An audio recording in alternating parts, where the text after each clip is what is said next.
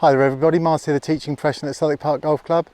This week's little video is going to be about sloping lies. Now Southwick Park obviously isn't the most hilly golf club in the world, but it does have a few slopes, and of course 16 and 13 have their own challenges, and of course you're going away to play other places which may be much hillier.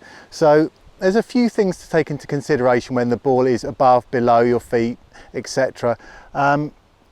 And it's basically what it does to the lie angle of the club and the loft that it shows. So let's start off with something that probably most people wouldn't overly mind too much, which is the ball above your feet.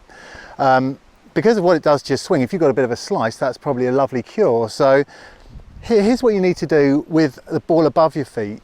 Now the first thing you have to accept is, for me, is that the slope wins. Don't try and fight the slope too much. So off of a lie where the ball is above your feet, there is going to be a considerable amount of draw on the shot. And it's just because of what it does to the loft and what it does to your swing path. I think this might help if I can show it to you like this as well. So if my club is square and it'll be pointing in that direction, as I tilt it up, it'll be moved to the left. And that's basically what happens to your shot.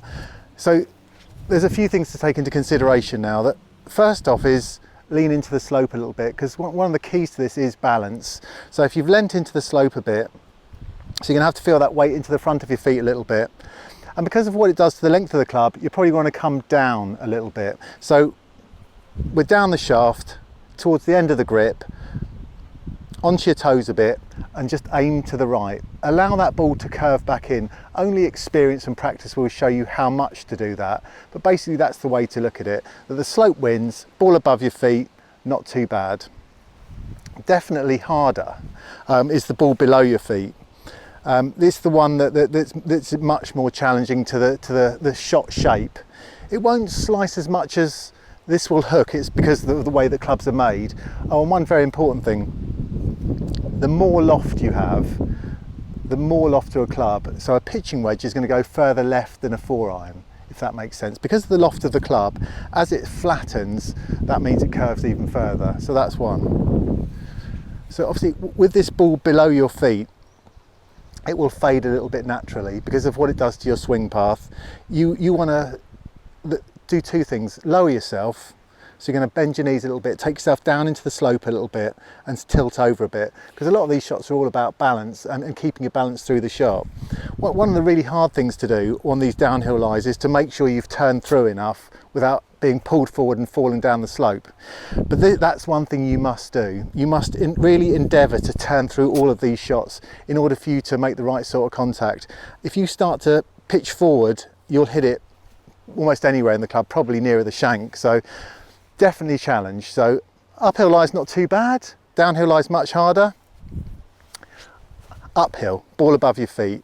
Obviously this is going to be an obvious one now, because if I had to hit the ball, I don't know, 150 yards and I needed an 8-iron from a flat surface, because of what it's done because of the severity of the slope, and that's what you have to look at, it's going to increase the loft of your club. So you will just have to club up.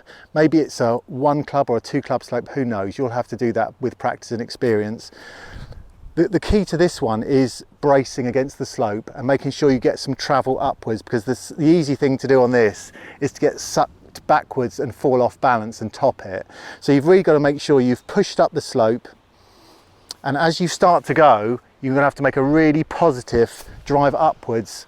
And this probably comes more into chipping and stuff, but on a slope round a bunker and a green, one of the skills is to try and be able to follow the contour of the slope so that you obviously don't dig in. So even though we've set ourselves up to the slope and braced ourselves, we are going to have to follow that slope in the sort of rough angle that it's at to stop you slamming into the ground.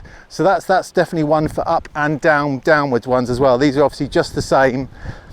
Now I need to add more loft onto my club because I've de-lofted my club so much with the ball, with the slope pushing the loft that way. So if you need the 7-iron, then you might have to go up to an 8 or a 9, because actually you'll be showing it 8 or 9 loft. And same again really, you've got to make sure that as I start to come down, I don't fall forward and lose balance. The slope again, and try and find that contour downwards and stay in contact with the slope a little bit longer.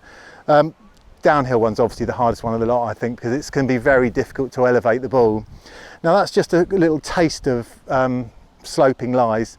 I think I could easily add into the What's On page a small group if you struggled with these ball above, ball below, chipping above, chipping below, that they need dealing with, especially around the greens. That can be quite complicated. But probably when you go and play somewhere else and you're not used to it, you've played Southwark a lot, most of the lies are relatively flat, and you go and play at St Mellion and you haven't got one lie where you really are perfectly balanced. So there's constant adjustment in position and club and all those other small intricate things that make up a really nice shot. So I think I've rushed through that very quickly, but it's a subject you could spend ages on. Have a practice, come out to this big slope in the back of the chipping area and have a feel of what that feels like. Oh, I can see that that's really going to flatten my swing plane. That's going to make me pitch forward. I've got to deal with that. Do I need to make sure I'm bracing against the slope and following it up for these uphill lies? So there is a fair bit to practice, and stuff that people never practice. That's why people struggle with it, because you haven't done it for a month and all of a sudden you've got this horrific lie. So practice you must. Might stick a little thing on a group on the What's On page, see if anyone's interested in conquering slopes. There's loads more to teach you there. Thanks for watching, everyone. See you next week.